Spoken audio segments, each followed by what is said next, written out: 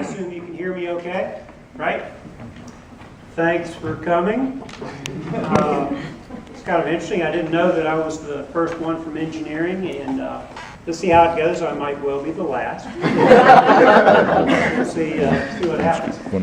The working title is Electromagnetics and Life, a Strain Analogy, and that's probably about the last you'll see of that. The talk diverged a little bit from that. Now, I'm noticing that most of you out there are electrical engineers or engineers. How many of you are non-engineer? And I'm really looking for social work. Well, okay, non-engineer. All right, great. Well, kudos to you especially for coming, because guess what? You have to listen to some engineering talk. And this might be painful for you, but hopefully it'll be okay. How many of you are graduating this semester or summer? Very good. Okay, so really this is for you. The final lecture is supposed to be for you, so I hope it's worthwhile. You know, you've got, some of you have a lot of really good memories for the last 4 years. I know some of you the last eight years. But, you know, so you had some good times here. I can tell you that it's really neat that you're graduating, and it's kind of tough. You know, we get to know you, and then you leave. It's just, it doesn't seem fair. That's the usual teacher's problem. My wife runs into that all the time. Okay, so what's the final lecture? And I really wasn't sure about what this was about. I had one of my students congratulated me, and I said, for what? And you're going to give the final lecture, and I was thinking, well, my apartment chair hasn't said anything about that. So, anyway, so it turns out it's not, for me, it's the close to the last lecture for you if you're about to graduate. Okay, so you probably know that. So I was talking to Erin. I asked her, well, what should I talk about? And she said, anything you want. And I was thinking, well, that could be dangerous. You know, so, but I figured, all right, well, the engineering students set me up to do this, so I guess I better talk about engineering. And so we'll see how long it takes before I see that glazed look come over everybody's faces. So, all right, so right now,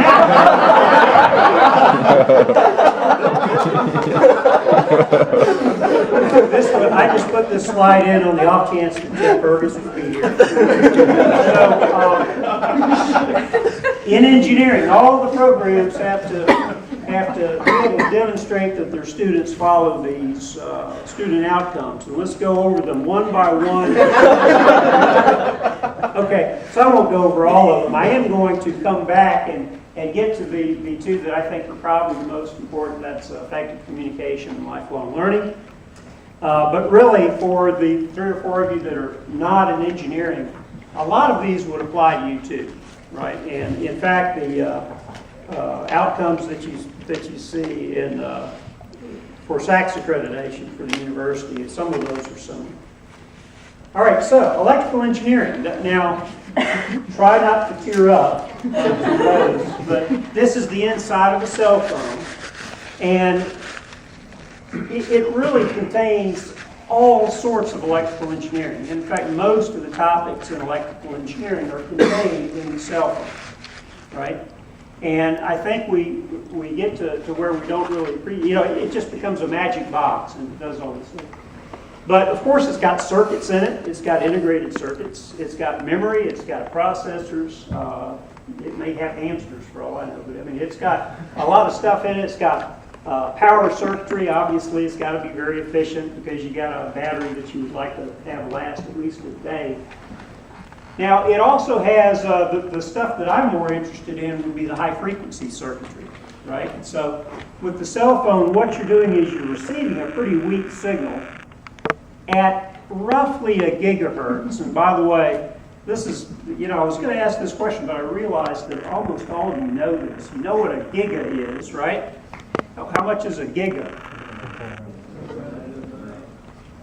Yeah, this wasn't a real concerted answer. Let me try that. How much is a giga? 10 to the 9. 10 to the 9, so a billion. And a hertz, what's that? A cycle per second. So it's 1 billion cycles per second, right? And so if you think of the sine wave, there's a peak, drop, peak, drop.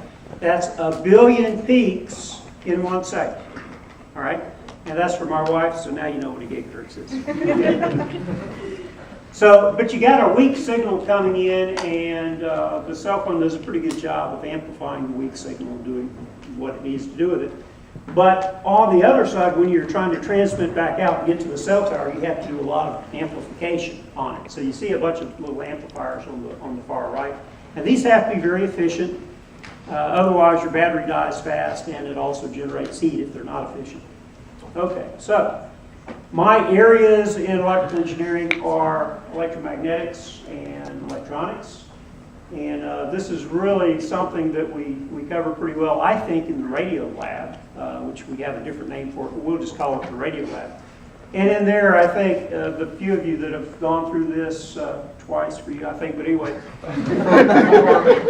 most of you, you've gone through this and you're able to build an AM radio and it actually worked, right?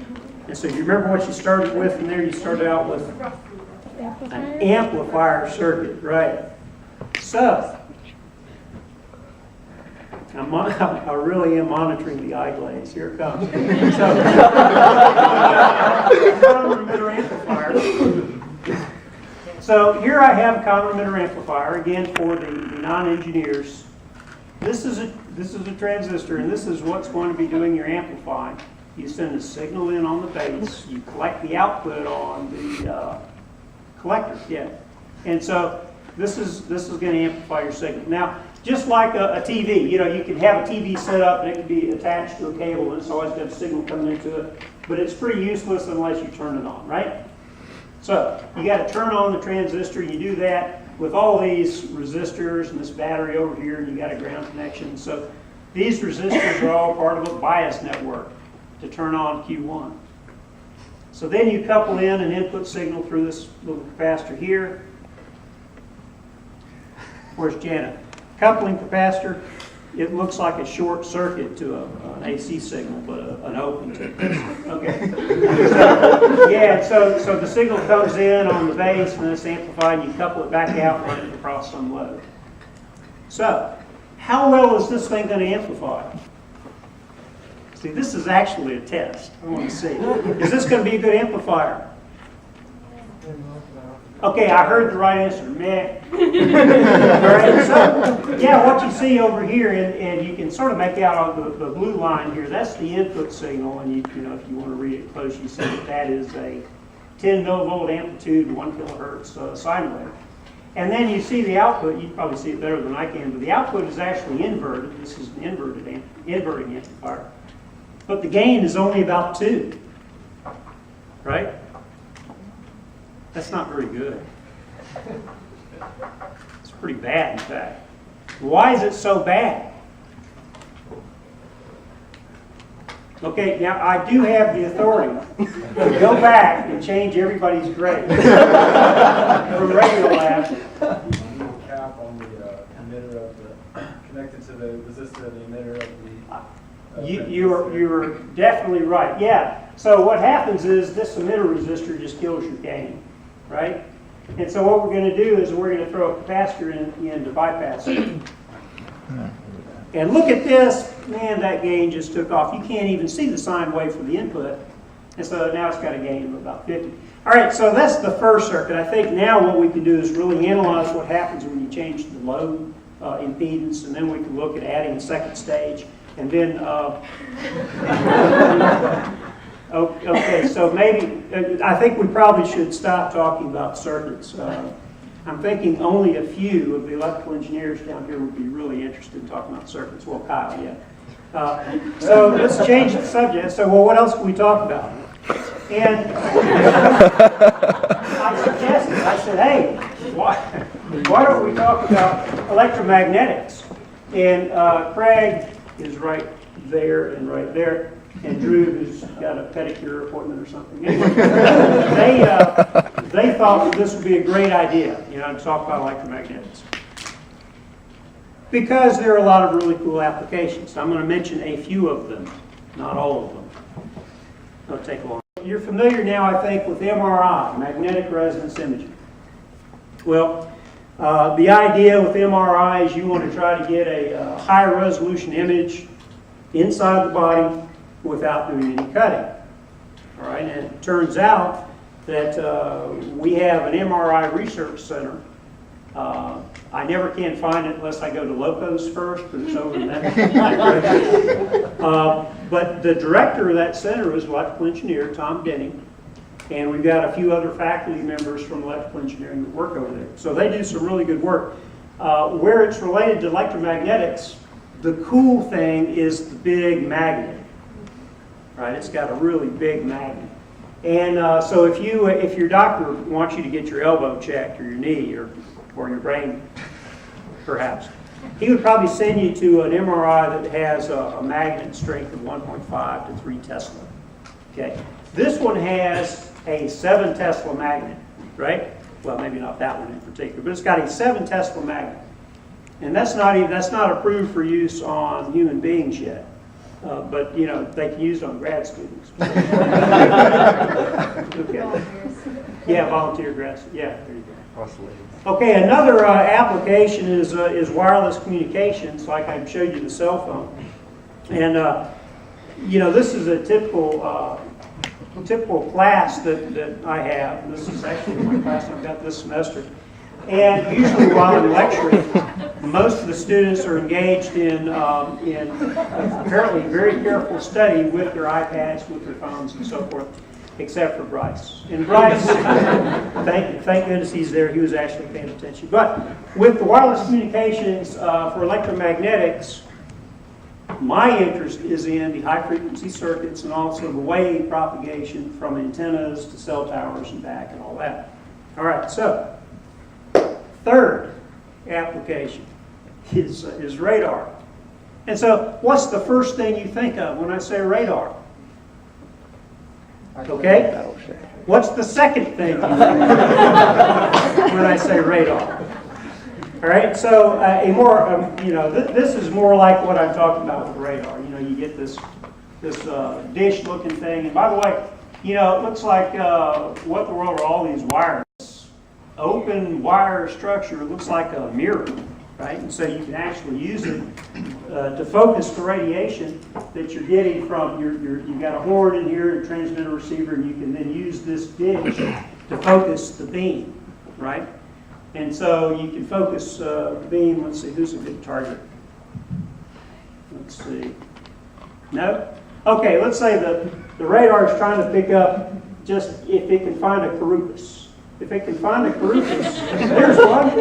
Okay, and so what it's doing is it's going to be pointing this direction, and so the radar is going to send a pulse out. So it's flat lined, and then you get a sine wave, and it can be like 10 or 20 peaks, right? And then it stops, and so it shoots out this pulse, and you see how long it takes for the pulse to get back to you to figure out what the range is, right? And then also, if you get a shift in the wavelength, you can figure out whether she's running away, which I would advise, or running towards. Okay, so and then what it's doing, though, you've seen pictures of these things or films of these things, and they're just spinning.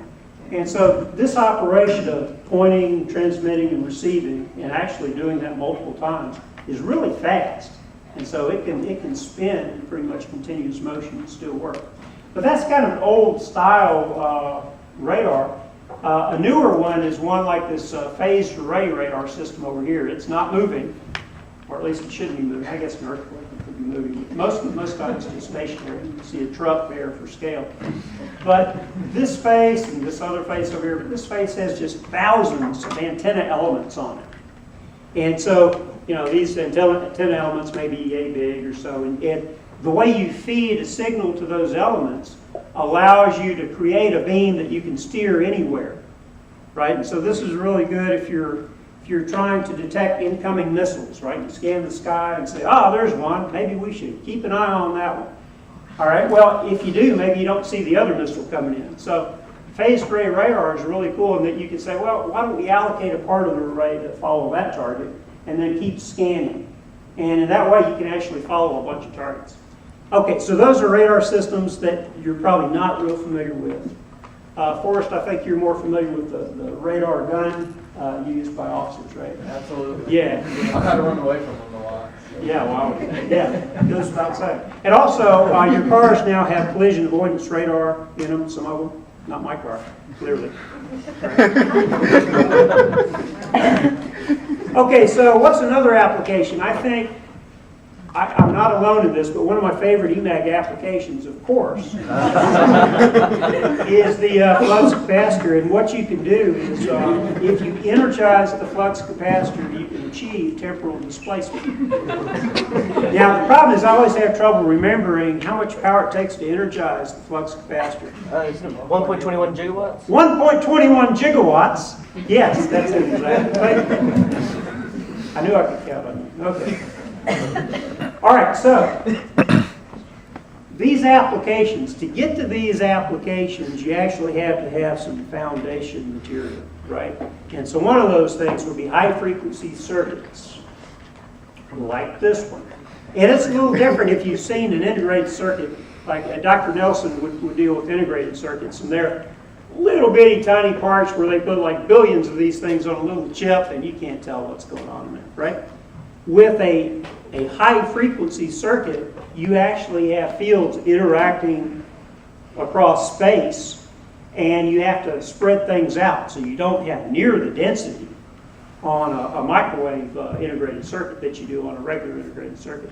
And in fact, you have the connecting lines are really made up of something called transmission line, where the length of the line is important. You can actually build, this thing right here is called a Lang coupler. It's 4 parallel microstrip lines.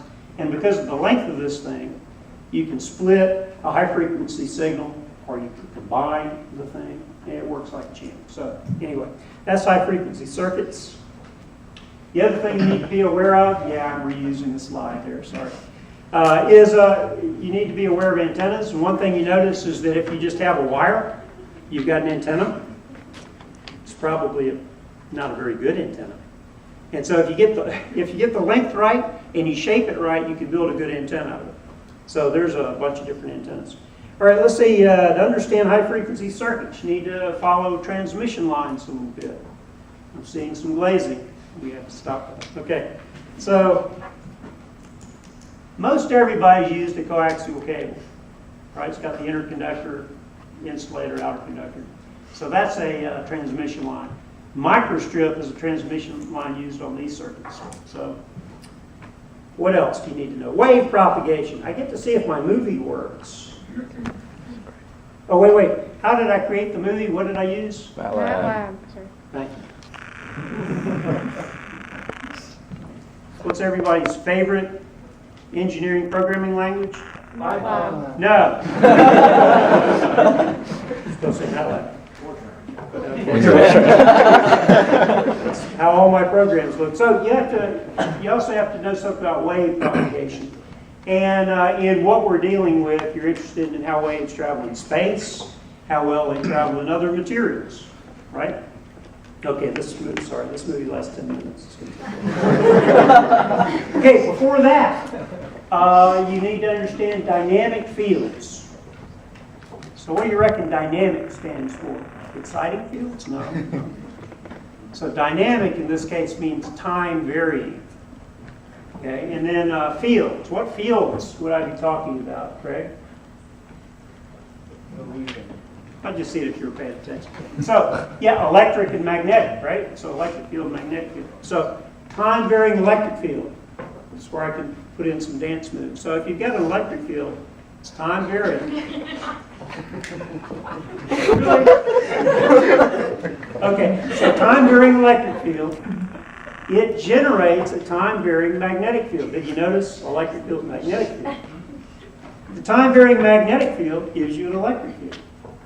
So what you're creating then is, or what you have is electromagnetic wave. And it's the energy sloshing back and forth between the electric and magnetic field as it propagates at how fast? 2.99.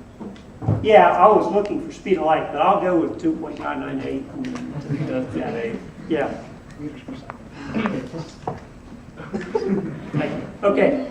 So you understand, let's see, dynamic fields. And so finally, oh, by the way, one other thing, since that is really an important component for understanding flux capacitor, I neglected to say that it's also real important that you understand quantum physics and go to the physics department if you're interested in this and demand that they teach advanced tachyonics. And let me know what they say. All right, so then, a few other things that you have to be aware of. And this is actually sort of where you start in the electromagnetic sequence with some of these things, coordinate systems, vectors, calculus, things like that. And so I like to show this for the electrical engineers, just to give you an idea. You sometimes, I think, wonder, first place, why you're studying the things you're studying. Yeah? And so it really is to give you the foundation to understand some really cool applications. So what I'm going to do now is focus in on one thing a little bit, and that's transmission lines. And I mentioned you've seen coax. Some of you out there, my generation, remember this thing. And, well, my generation plus Kyle, remember this thing. So this is twin lead cable. And where you used to use that would be as if you had an aerial antenna, a Yagi-Uda antenna on your roof, and you could attach the twin lead to that and then run it through a window and then finally to back in the TV. Okay. Do they still use this in Argentina? Probably. You don't know. Okay. We don't have TV. Yeah. All right, so you have this twin lead cable, and this actually is a real good model for a transmission line, pretending that it's twin lead even when it isn't, even when it's coax or microstrip. So we use this twin lead as a model. And then the important things are the length of the line, the impedance of the line, how fast the wave goes. Okay, so a typical problem, you have a source connected by the line to some load, source of microwave power. And by the way, I noticed that this crowd is mostly electrical engineers. And but I was thinking that I would have a lot of non-engineers, so I wanted to describe some of these things. So we got a source of microwave power, that's on the left side, and I'm trying to deliver this to, ready for some more participation? I can see that you are. Do we get bonus credit? What? Yes, participation. Let's say we have an antenna system. Okay, I'm very disappointed in all of you. Let's try this again. Let's say we have an antenna system. We have an antenna system. Thank you. Okay. All right, so we have an antenna system, and the antenna is over. Come on. There it is. The antenna is over here where the load is. That's your antenna. And what you're trying to do is send from the source. You're sending a signal. You're sending the power. You want it to hit the antenna. Let's say we want an efficient antenna. We want an efficient antenna.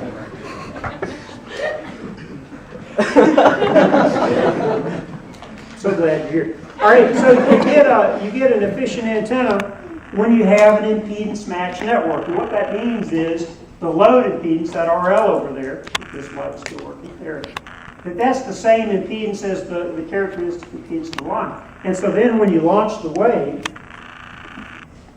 it's not really going to be that exciting. You know what's going to happen. The wave's going to travel down to the load end, and then it's just going to dissipate in the load, and everybody's happy. That's a very efficient system. So you're asking, aren't all systems like that? And the answer is no. So what you usually get is a mismatched system where the load isn't the same impedance.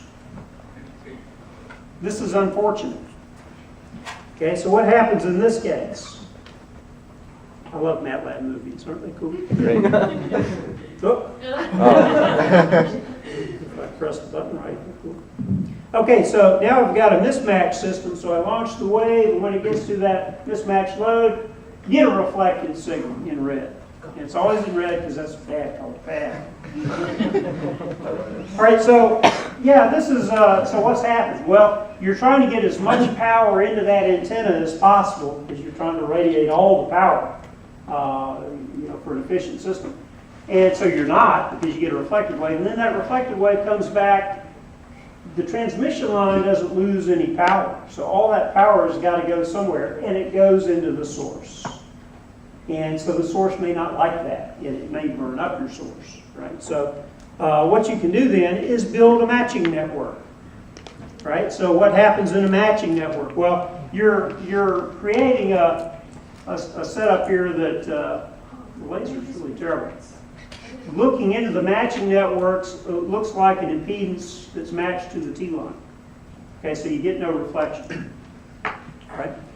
So how can we go about designing a matching network? What's a good tool to use? Smith chart. Oh, I love Smith charts. Yeah, so this is a Smith chart. I think you would agree that it is awesome. It is. It is. It's the It best. is really, really neat. And it was designed back about the start, near the beginning of World War II, and back when radar was starting to get rolling, and people didn't have the TI calculators lying around to use them. So Philip Smith actually called this a T-line calculator. It's old technology, and I very often get asked, well, why do you still use this thing? Can't the computer do this stuff for you? Well, yeah, but it's cool. On the Smith chart, you get to use compasses and draw circles and straight, lines and everything, and it gives you a feel for what's going on. But the other part of this is, yeah, it's old technology, but you can spend $500,000 on an instrument called a network analyzer, and one of your display options is the Smith chart. It's something that microwave engineers are used to seeing, and they can make some sense of it. So anyway, it's pretty cool. I like it. All right. So didn't use the Smith chart for designing this one. This is a simple quarter wave matching network. And what I started with is a mismatch case where this was my line that was not matched to my load. So what I'm going to do is I'm going to stick in this matching network that's a quarter wave section of line. Now I'm cheating. I'm adding a half a wavelength. It still works the same as I could see if I showed you on the Smith chart. It would clearly tell you. So it's still going to work the same. What's going to happen is I'm going to launch a wave, and I'm going to see a mismatch right there, and I'm going to get a reflection. Okay? And then down here I'm going to get another reflection at that mismatch. And then you see this reflection coming in, you see it coming in, you see it coming in, and then boom, it annihilates the first reflection. Aren't you happy? That was my Will Muschamp impersonation. All right, so now you get an idea of how the matching network works. You don't get any signal reflected now looking into this matching network, and so, it seems to be slowing down. Okay. This is a lossless section of transmission line, so all that power has to make its way into the load. And I think that's pretty cool, but I am easily amused. All right, so trying to get back to those two outcomes I mentioned earlier. How much time do I have, Austin? 1 minute. Okay. So back to communicating effectively. Well, it may be a strain, but when you're communicating, you've got a speaker and a listener, and you'll notice the subscripts are just perfect. I've got, my speaker has the S subscript, my listener has the L subscript. This is Conventional. magical. Okay? Now, if you're an electrical engineer and you're talking to another electrical engineer, chances are pretty good that you're impedance matched. Right? And whatever you say is going to be received and understood. Unless you're talking to Dr. Nelson about digital, I still. Okay, but more often the case is you have a mismatched condition. So what you need to do if you're going to be communicating is try to put in impedance matching. I said this was going to be a strain analogy, right? So this is okay. So how do you build a matching network? Well, you need to understand who the listener is and what their background is. What do they understand? Right? What kind of terms can you use to help them understand things? For example, communicating with engineers. What? Dagger in my heart. This is my wife. Okay, so how do you communicate with engineers? Well, maybe you don't. But one way is to have shared cultural references. Now, I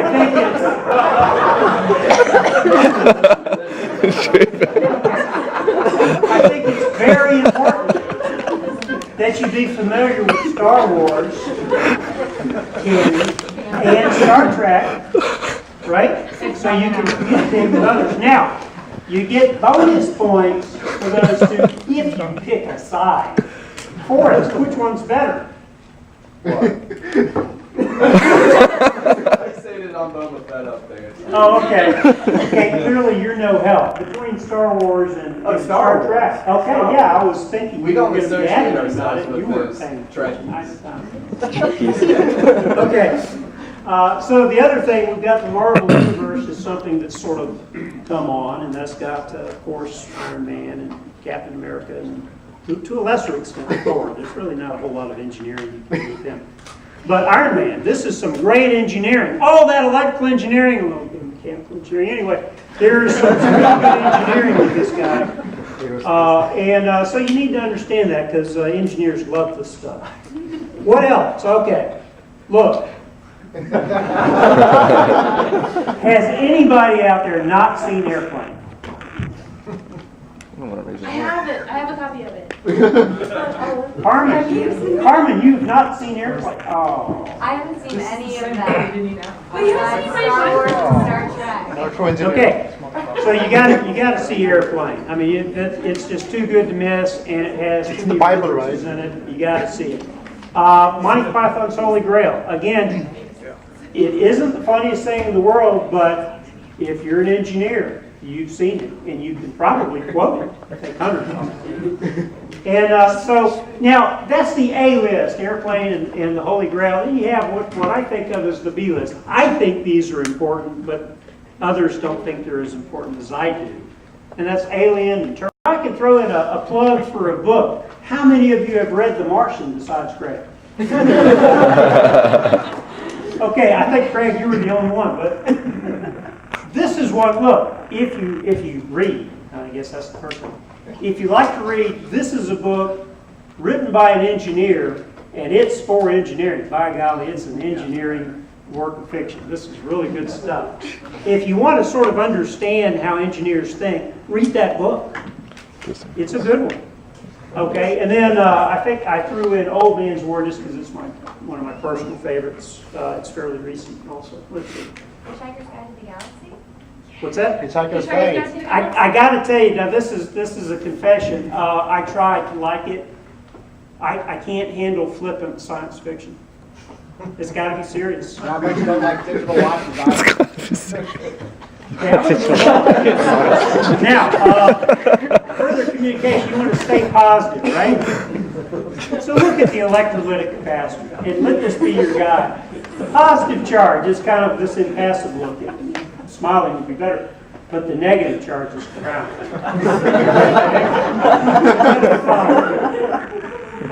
Okay, so let me turn to the other outcome I wanted to talk about, lifelong learning.